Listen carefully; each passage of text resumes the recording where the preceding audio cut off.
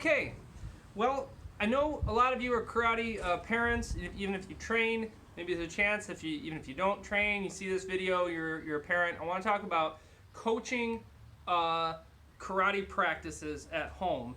And I think this especially applies to you if you don't train yourself, but you want to be helpful. And what I want to do is just give you 3 things that you can always tell your kids. I mean, like you're reading the newspaper, little Billy's practicing in the living room, and without even looking, you could say these couple things that be almost always helpful and good reminders. Even if you don't know technical things yourself, you can still actually be helpful. And we coach the kids too on, like, your parents might not be martial artists, but they, at a certain point, they've seen a lot of it. They know what good karate, bad karate looks like, and it's fine to jump in there with a little encouragement. All right, 3 things. So the first thing is, it is always good to remind, bend your knee. And at a certain level, a kid will know, am I supposed to have one knee bent or both?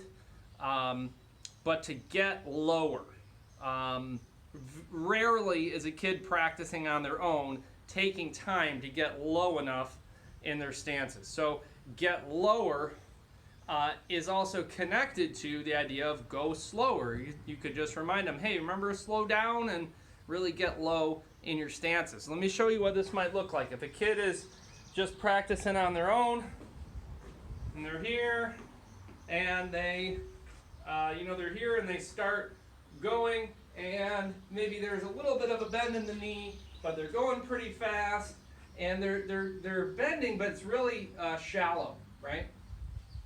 Okay, so then by saying, hey, get down a little lower, what you do is you cause them to slow down, right? So they have to sink down in a much stronger position and sink again, and they go through their form, and they get in a stronger position, and they actually get more strength and mobility out of that, and techniques that will work better. All right, so that's the first thing you can say to a kid practicing, almost without even having to look at them, is get down lower, bend your knees. All right.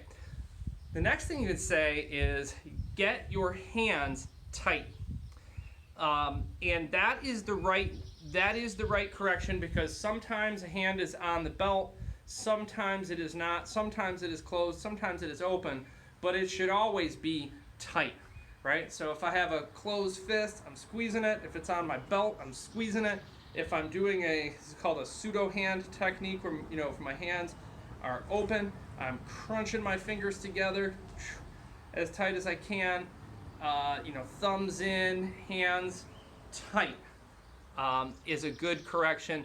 Almost always, kid practicing needs to be reminded to tighten up a little bit on the hands. All right, so that's the second thing. And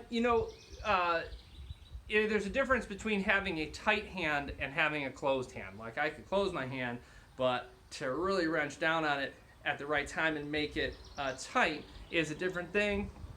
Usually kids need a reminder on that. All right, the third thing is to kick high, and especially with little kids. And this advice might seem a little unexpected, because we do, in the classroom, we do a lot of teaching about technique first, right? Like, do the move the right way first, and then add the speed, add the height.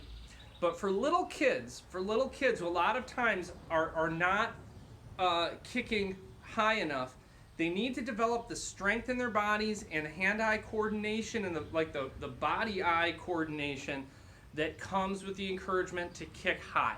So I would tell a little kid, hey, look at that spot, and learn to cover that up with your foot visually, right? So just like I could, if I wanted to cover up my camera here, I could do this, right? I come in here, boom, I cover it. I didn't actually touch it, but I can't see it anymore. You can do the same thing with your foot when you're kicking. You pick out a spot that is high and you shoot for it. And I actually wouldn't worry too much if we're talking about a little kid. I wouldn't worry too much about them having perfect technique. I would say let's just get that kick up there, because you need something to work with. And if it's down by the floor and it's just kind of bloop, bloop, bloop down here, then you don't even really have anything good to work with. So you got to get the kicks high. So you tell them, bend the knees, squeeze the hands, kick high.